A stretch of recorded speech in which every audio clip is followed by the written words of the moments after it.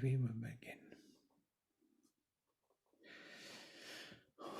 Okay, we stopped somewhere here in this discussion of the two different poises of consciousness. I will start with mantra. Om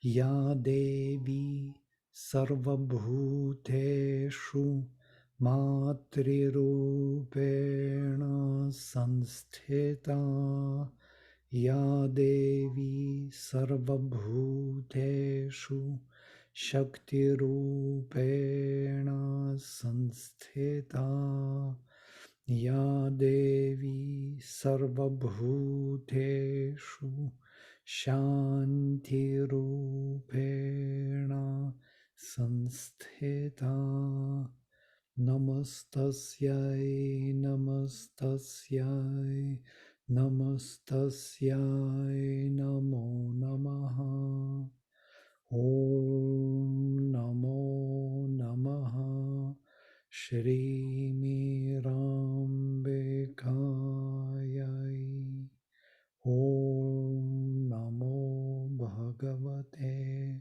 Shri Aravindaya Om Namo Namaha Shri Mirambekayai Shri Aravinda Sharanam Mama.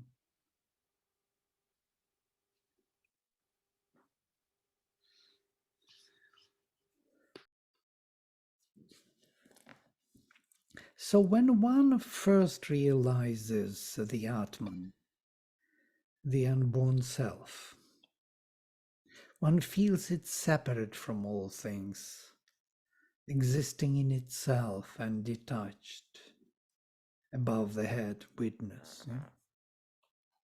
When one realizes the psychic being, it is not like that, for this brings the sense of union with the divine, and dependence upon it, and a soul consecration to the divine alone, and the power to change the nature and discover the true mental, the true vital, and true physical being in oneself.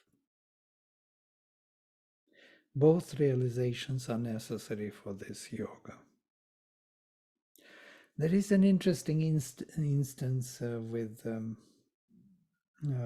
Ramakrishna, which was referred to Sri Aurobindo in the evening talks, where Ramakrishna was very much, how to say, angry with the Brahmin, with sannyasi who came to his ashram together with some, prostitute or something.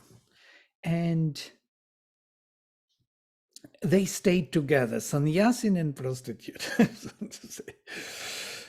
And this Ramakrishna was furious. And he said, "What are you doing?" And he said, "Why are you so furious? I am Brahman, you are Brahman, she is Brahman, everyone is Brahman. So why you are so angry?"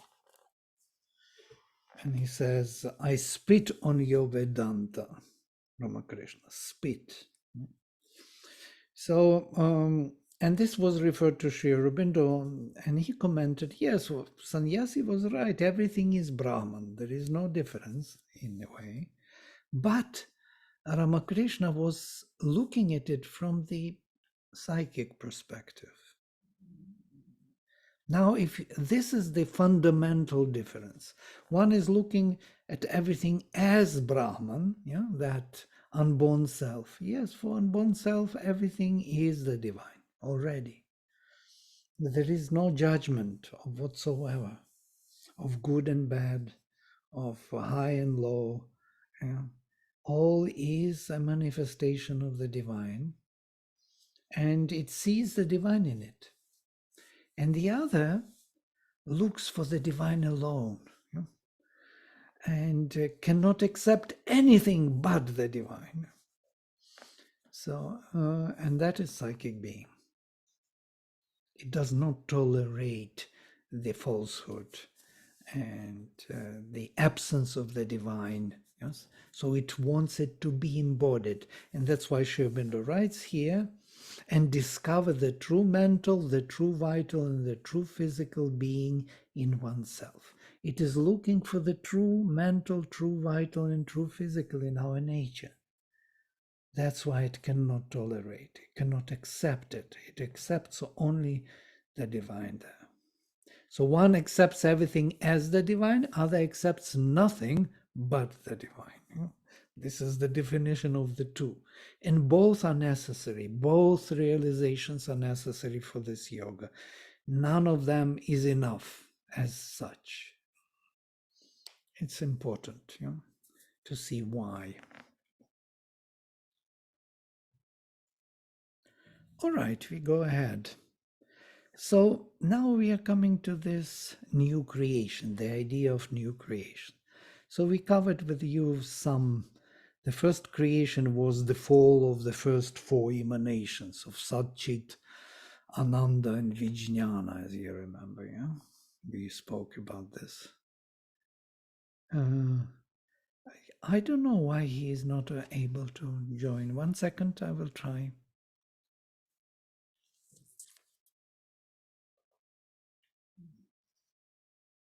Maybe he joins to the other one, to the webinar, not to the meeting.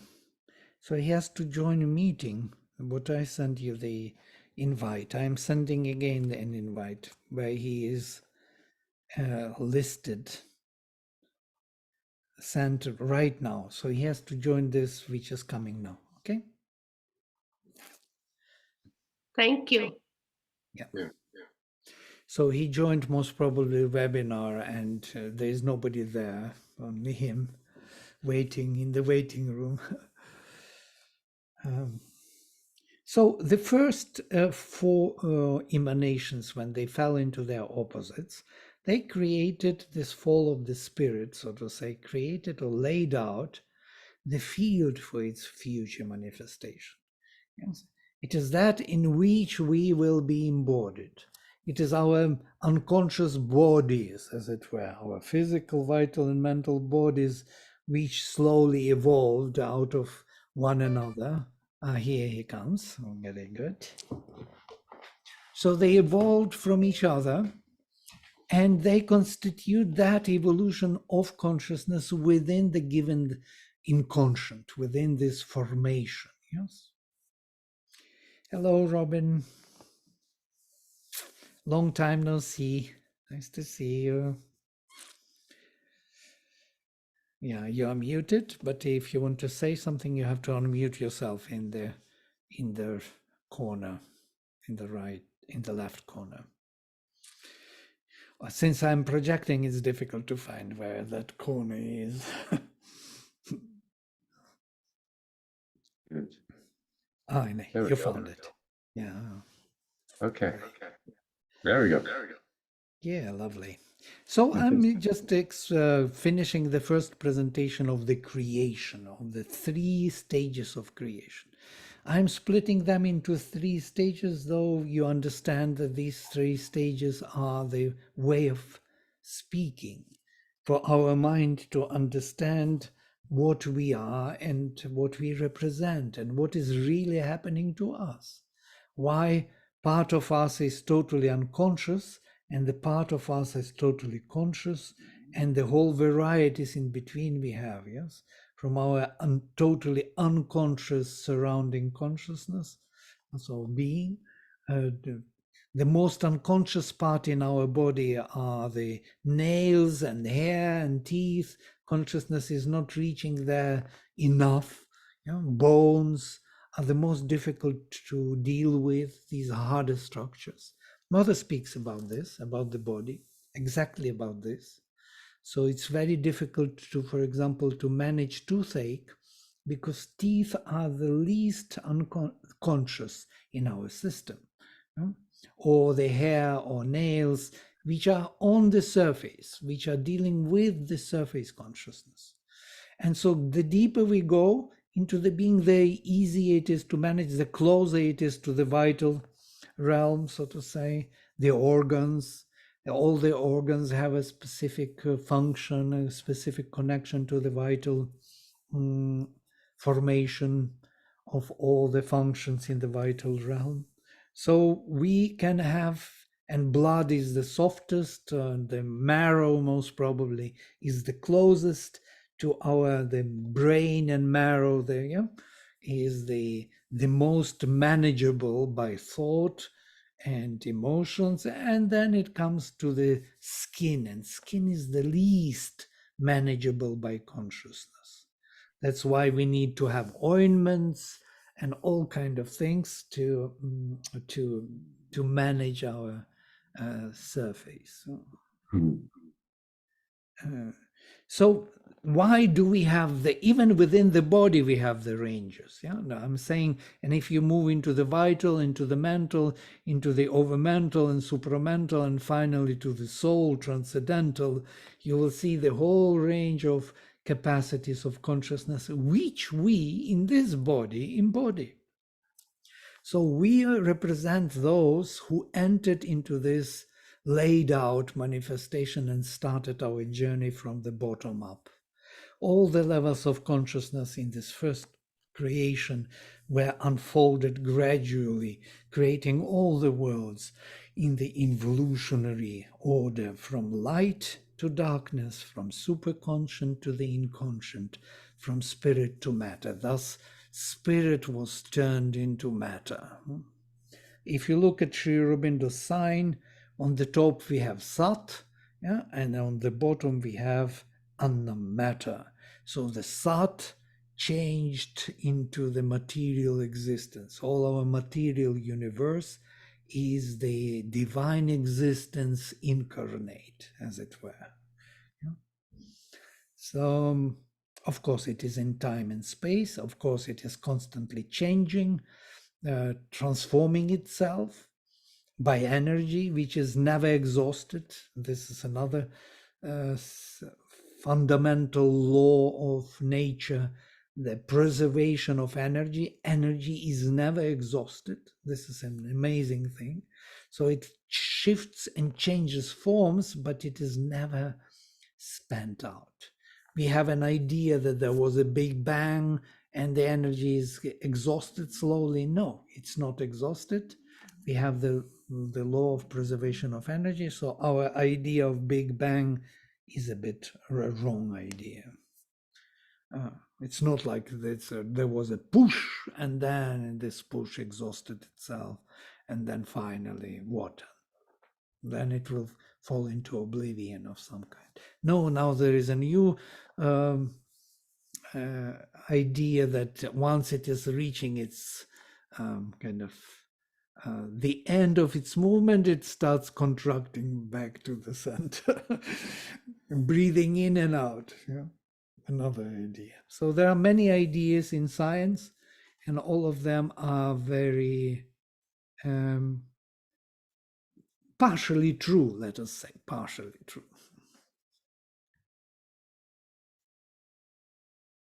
I don't know why I said about this. But the point is here that the fundamental ground in which we are embodied is inconscient ground, which becomes subconscious, then becomes conscious, then becomes superconscious. So that is the evolution of consciousness, which is involved, as Sri Aurobindo says. What is evolution? You remember that slide? Here it is.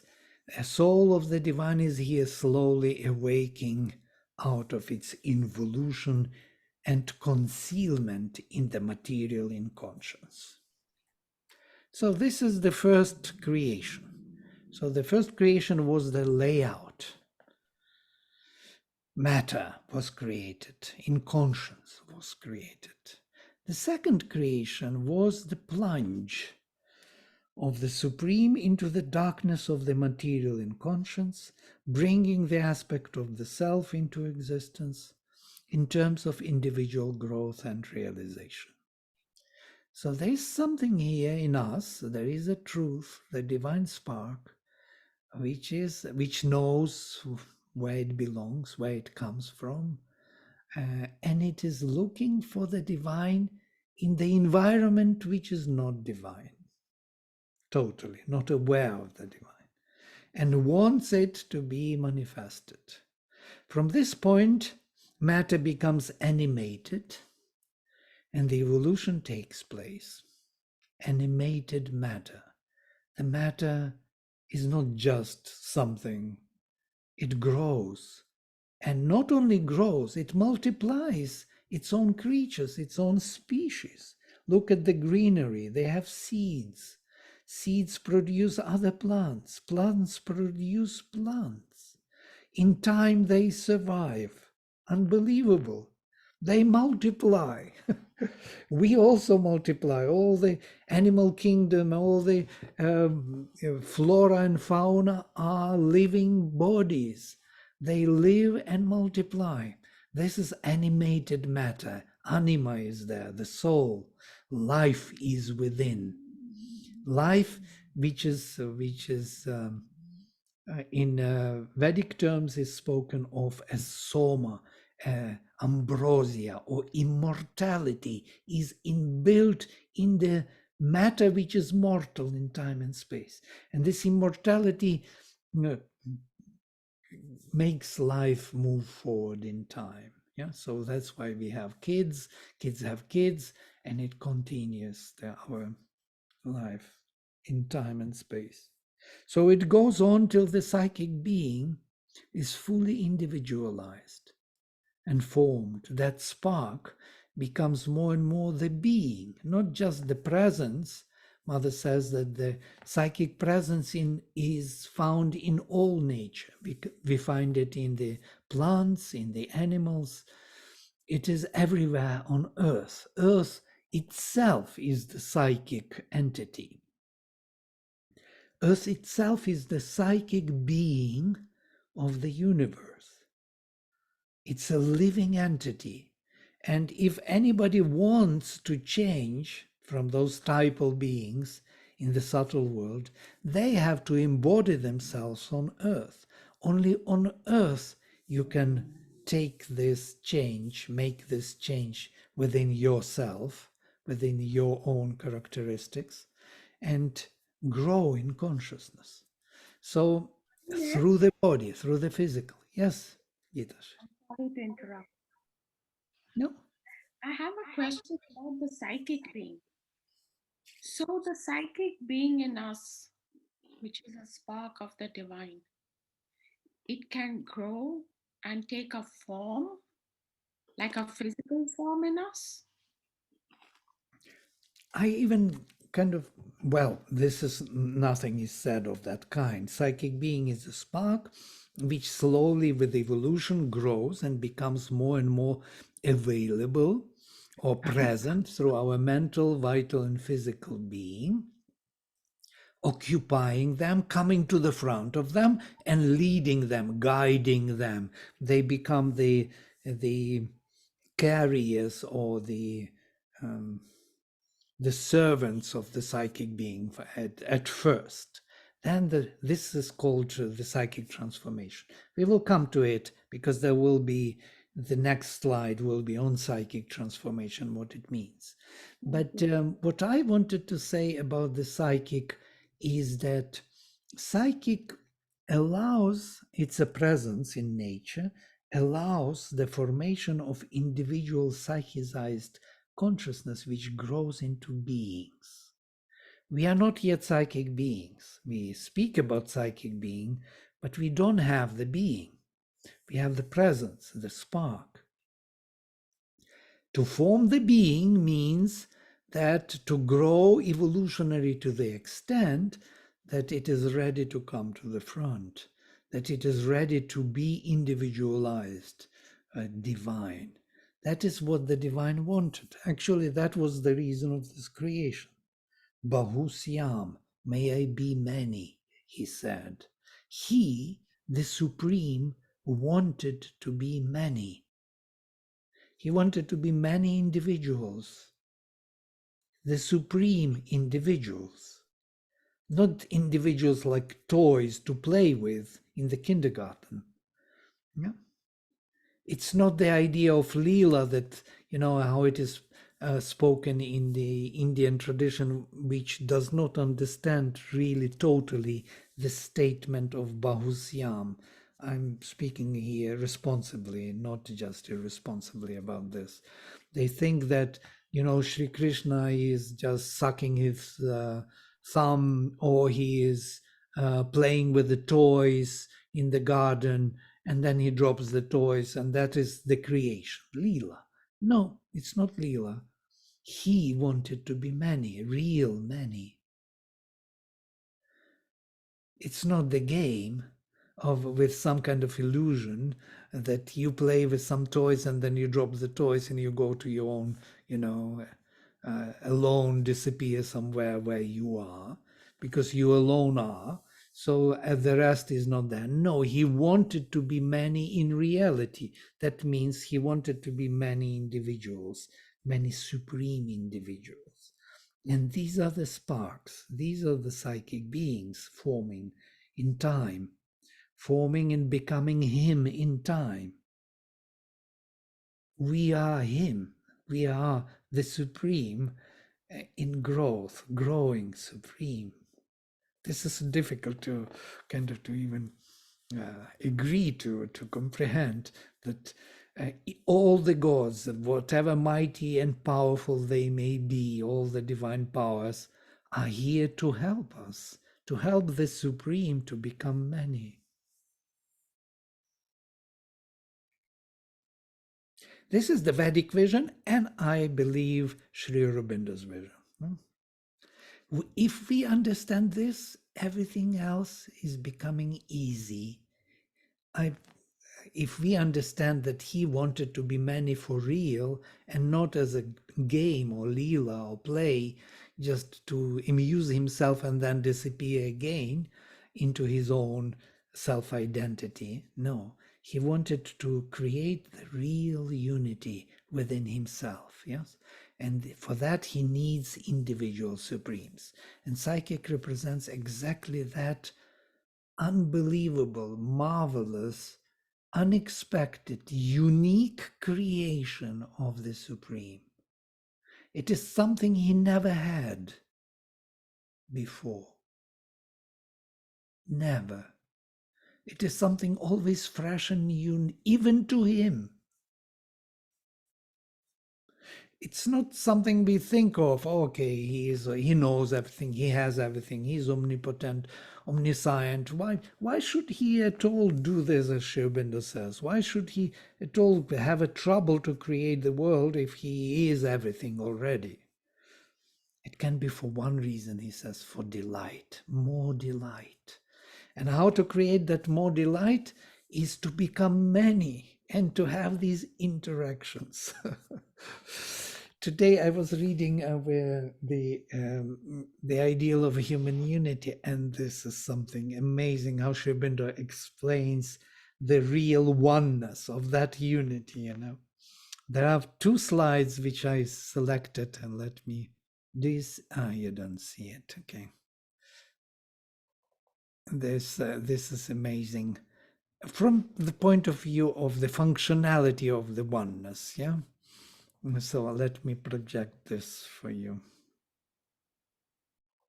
I'm kind of improvising here a little, not finishing my presentation immediately. Stop share, and I will make like this. It will be easy. And I want to take another slide, this previous one. The progress, this is interesting. Thus, the progress towards harmony accomplishes itself by a strife of forces and seems often to be no effort towards concord and mutual adjustment at all, but rather towards a mutual devouring. And this is what ego does. Yeah, I dominate you, you dominate. So nature is always devouring. So one eats another. In effect, the swallowing up not of one by the other, but of each by the other, so that both shall live entirely in the other, and as the other is our highest ideal of oneness. Now, this is something, this is shocking statement. So we have to devour each other and live in each other. And that is our highest ideal of oneness. It's very functional in a way, but very difficult to achieve. And there is another statement which I love. Our destiny may be the conversion of an original animal association into a community of the gods. Our progress may be a devious round leading from the easy and spontaneous uniformity and harmony which reflects nature to the self-possessed unity which reflects the divine. This is self-possessed unity is these true individuals, supreme individuals of the divine. And that is unity. It's no more uniformity of nature. It's no more the grouping souls of nature, because nature has this species, and we all represent species. We repeat each other. We learn from each other. We are constantly kind of reflecting each other. We spoke about the mirroring, this. So we do this mirroring of each other and learn from each other, see each other in each other, but it is still the uniformity complex. But to become a unity, you have to become self-possessed by the divine. You have to become a unique psychic individual. This is what I wanted us to see, these two statements. And I'm coming back to our so this psychic being, the psychic earth is the place where, through material manifestation, one can change one's consciousness and grow into other species. It's unthinkable for other worlds. There are many worlds in the world, and they're mainly of the typal nature, as Mother says. The gods are typal beings. They do not evolve. They do not change. They are what they are. They have always the same characteristic from the beginning of creation. But if they want to change, or any creature of that type, not only gods, but demigods and rakshasas and demons want to change and overgrow in consciousness, they have to take the earthly form. They embody themselves into the earthly being. And this is the mysterium of our earth, which generates psychic entities. It is full of psychic presence.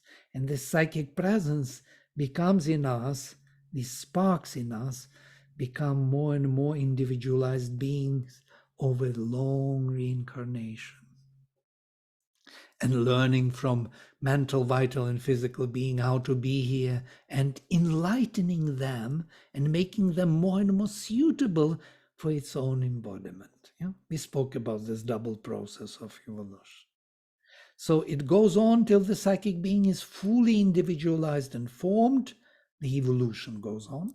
And the instruments of its expression, body, life, and mind, are fully developed to embody the spirit. Finally, they can be spiritual entities.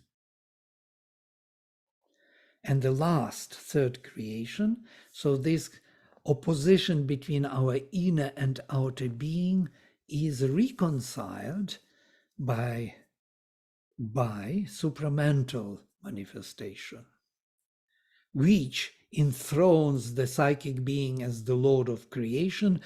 This Bahusyam, this supreme individual, becomes the Lord finally, and gives it a direct access to the higher realms of being and consciousness, to the transcendental Satchitananda, establishing the law of the spirit in the whole nature, in all the relations. This is the purpose of our evolution. Now I'm coming to these three major transformations, which are, in this light, would be easily understood. There are different statuses of the divine consciousness, says Sri Aurobindo: individual, universal, and transcendental. There are also different statuses of transformation. First is the psychic transformation, in which all is in contact with the divine through the individual psychic consciousness. So this spark in us, this Angushthamatra Purusha, or Antaryamin, or Chaitya Purusha, Hridi Guhayam, in the cave of the heart, is individualized perception of the divine. And that is that particular mirror. It mirrors the divine into the nature, and nature to the divine. It is that reflection which gives the divine proper orientation through individualized consciousness. This is the first transformation. The next is spiritual, in which all is merged in the divine, in the cosmic consciousness. And the third is the supramental transformation, in which all becomes supramentalized in the divine Gnostic consciousness, so reaches to the transcendental. Now I will give you the more elaborate description. These are all words of Sri Aurobindo. The psychic being, that's on psychic transformation, is a flame born out of the divine, and luminous inhabitant of the ignorance, that ignorance to which it descended, grows in it till it is able to turn it towards knowledge. It is a deputy of the unborn self, or Atman, in the forms of nature, the individual soul, supporting mind, life, and body, standing behind them, watching and profiting by their development and experience. So it's not only supporting them, it is also profiting from their development. It learns from them how to be in time and space. It is a deputy from the unborn self, from beyond time and space. So how to survive in time and space, how to stay here. Why do we have death? Because this being cannot stay totally, because the instruments cannot hold it. You know? The instruments are not conscious enough, not flexible enough to the touch of the spirit.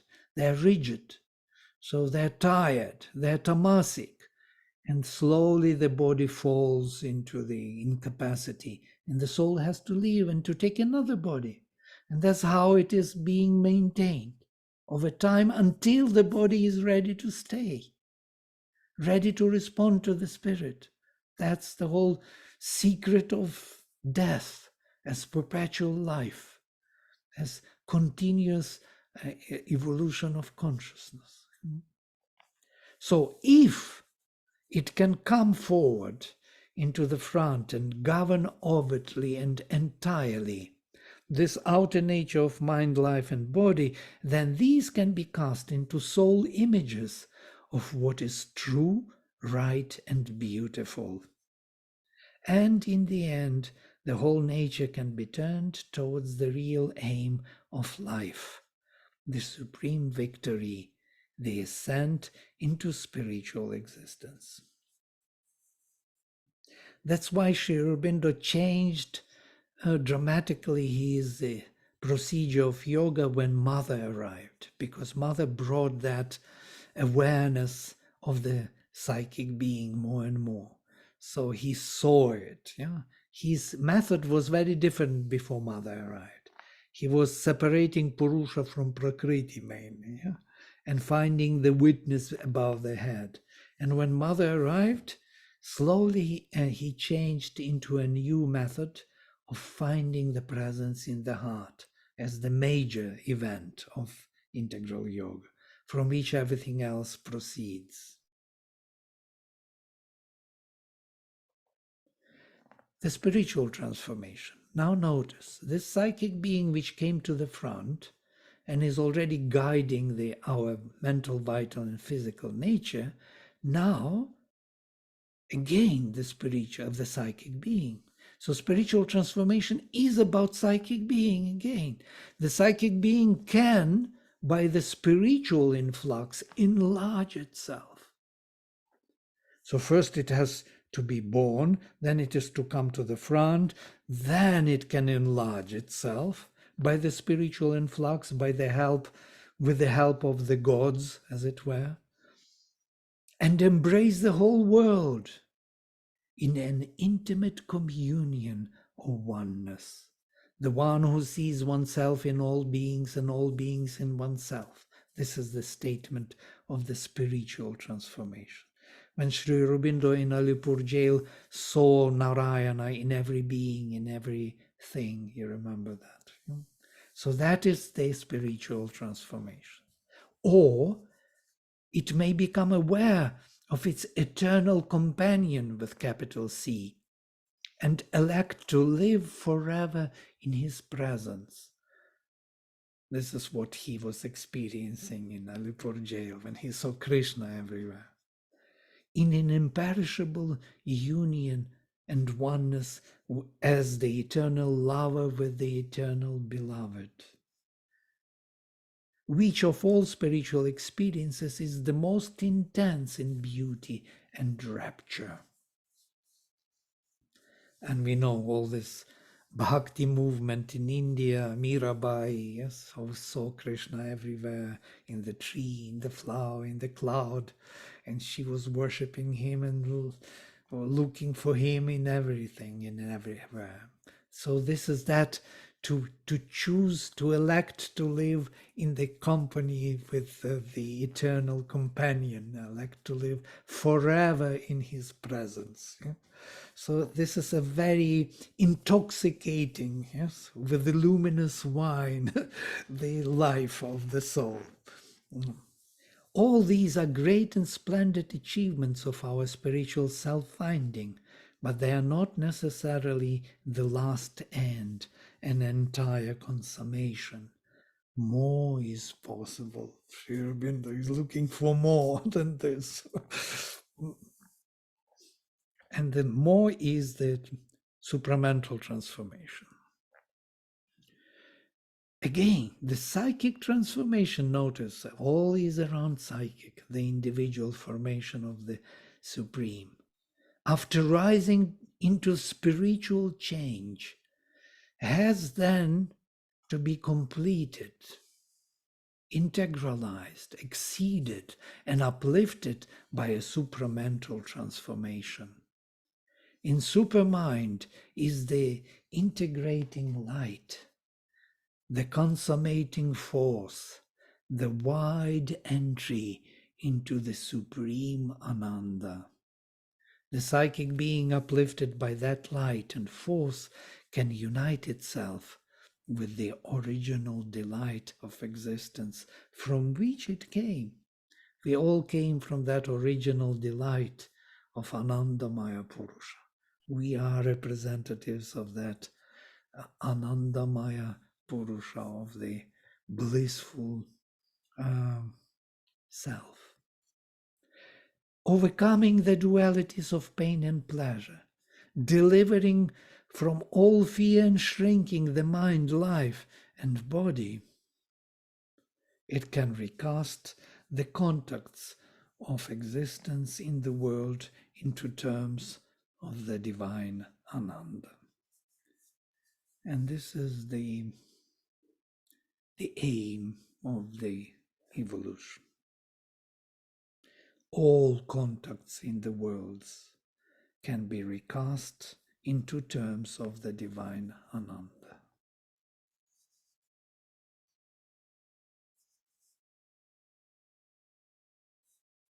Okay, I'm done. This was the presentation, which immediately explains these stages of creation, why they are there, what they mean, why we are in this process of finding ourselves, and why the texts of the Vedas speak in this strange manner. For example, I was jumping over these texts. I said that I will come to them at the end, like these texts, Brihadaranyaka um, or Taittiriya, for example. So kamayata bahusyam. So he desired, may I become many. Satapo tapyata, and he flamed in tapas, in the concentrated effort of consciousness. Satapas taptva, and having flamed in the concentration of consciousness, idam sarvam asrajata yadidam kincha, and he cast all this, whatever exists. Tatsrishtva, cast out of himself. This is exactly that first creation which laid out the field for its future manifestation.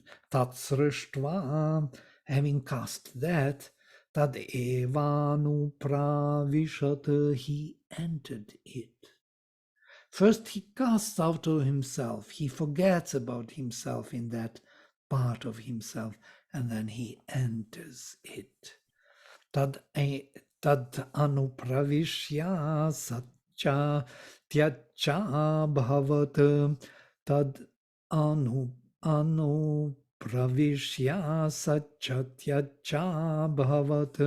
Niruktam cha nilayanam cha vijnanam cha satyam cha nritam cha satyam abhavat yadidam kincha tat satyam itya chakshate.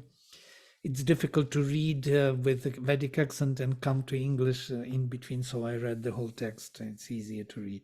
So he entered all this which he cast out of himself, and from that, having entered that, the truth became this and that, or true and untrue, expressed and unexpressed, located and unlocated, discerned and undiscerned. The truth became true and untrue. This is something to think of. Yes, such a beautiful kind of passages, but they explain totally the whole idea of the creation, which we tried to look into in this presentation. So we have the layout, we have the sacrifice. Mother describes this as the process of redemption. So the force of the divine entered into the darkness to redeem, to bring back the fallen emanations to their self-awareness. And that's what we are doing within our bodies. And by that process, we are building his idea, Bahusyam, may I be many. That's how he cleverly arranged everything, how to become many. It's a difficult endeavor to become many, if you alone are. You can, of course, create toys. It's much easier to create toys, but to become many, to be the supreme and to be many supremes, it's not an easy task. It takes time. Okay, I stop here. I'm just already getting excited. I can see that. So I wanted to say something. First, what I understood is there was this separation.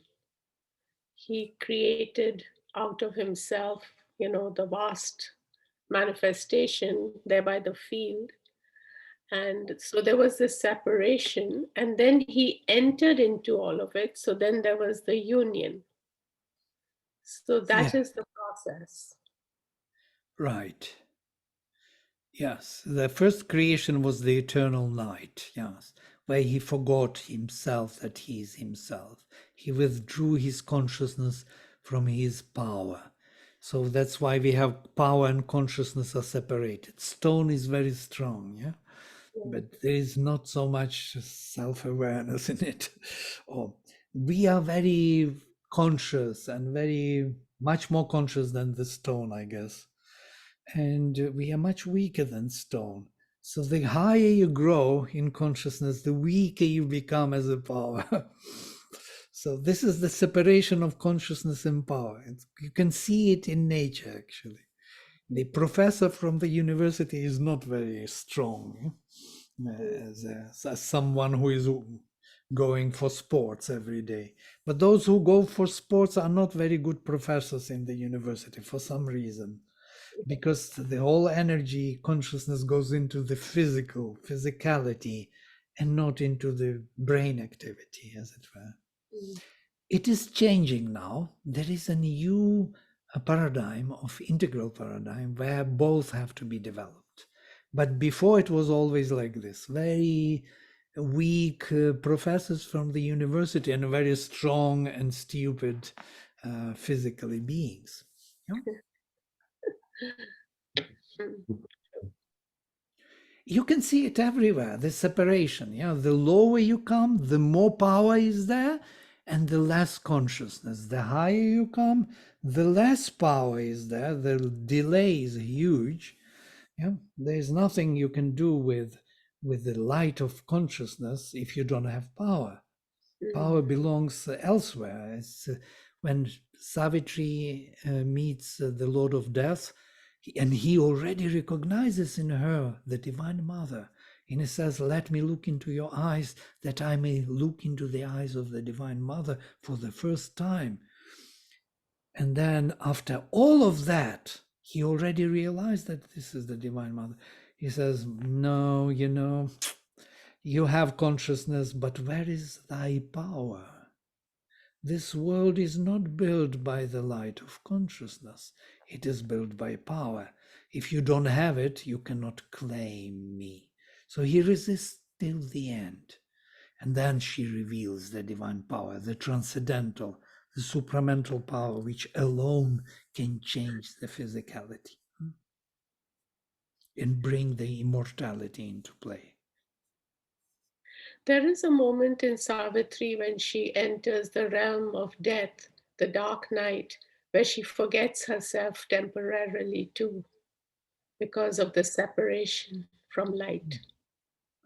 Yeah, Mother even says that these descent into night and these two cantos from the book 2, they are really dangerous. Yeah, she was even describing how it was scary for her to read them, because you have that experience. She had that experience descending into night, and there it is even described that the soul is removed from the list of existing ones, that the darkness is so deep that their self-awareness of the soul even disappears. Yeah. So you can imagine with what soul you should go there when it is totally formed, most probably, and with support of the light from above. Otherwise it's a very dangerous place. Mm. Yeah. So this night below is also infinite. We should not forget. It's not some kind of finite night. It's the same infinity in its negating absolute, as it were, all negating absolute. So because he is an absolute, so what else could he create but the all negating night? It's amazing. As Shivendra describes him, he says only the omnipotent could allow himself to be weak and and to play that role. Only omniscient could allow himself to be ignorant, and because for him it's a very different enterprise.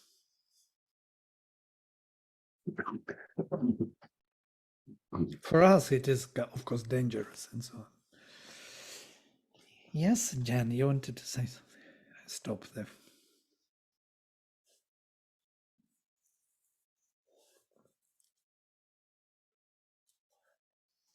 Like Robin wanted to say something. Yes, Robin. No. No? No. Yeah, I just what was coming up in me as you were describing all this was the astonishment at how the divine can be full. I mean, at the same time sleeping in some of the form, but at the same time also awake and directing and conscious of every form, every galaxy, every creature, every atom, and and orchestrating it all as one whole in every instant. Mhm. It's just amazing. But I also had a question that's not exactly relevant, but I'm always been curious about it. So if it's not the place to answer it, you don't have to answer it here. But how you choose the melody for the Sanskrit verses? Is it Oh, embedded accent. in the text, or? Yeah, it's marked. You can see it if I show you. You can, if we take the text. Wait a minute. Here, Taittiriya. So these are the markings. So kamayata bahusyam. You see the lower part, and this is the higher satapo tapyata satapastaptva idam sarvam asrajata yadidam kincha. So these are the markings of the Vedic accent. So it's not exact notes, it's just the up and the down. Yeah, there are three notes like do, re, mi bemol. Yeah. Oh, I see. Okay. Thank you. Yeah. So Mystified. it is marked because these markings are showing us where the udatta is, the morphological accent in the word, and it is meaningful in the text. I see. Thank you. All right. Okay, Mhm. so lovely. So we finished today the first overview, the psychological meaning of creation. So we figured out what it was. He wanted to be many, but how to become many if he alone was. So he had to create a negation of himself and enter into that negation in order to grow from it in this multitude creation. See himself objectively, deal with himself objectively, as it were, as if it was not him. So we see each other as different beings, but it is him who is looking at himself in different beings. That's what Sri Aurobindo says. We have to devour each other in order to be each other and to be ourselves at the same time. So this is some mysterium of our existence. So the And we are darkness also is very important because absolutely. through that we have to grow and find that light. Absolutely. And darkness is the fundamental. That's why he starts the whole Savitri. It was the hour before the gods awake. This is, if gods awake is the second creation. Before the second creation, it was the hour. Yes. A huge foreboding mind of night alone in her unlit temple of eternity lay stretched, immobile, upon silence march. This is the beginning. And by the way, he ends also with night, if you remember. Yeah? So he begins with the night, the symbol dawn. This is absolutely Vedic. And he ends beautiful passage with, which I maybe even, it's a good place to end this. Let me open it.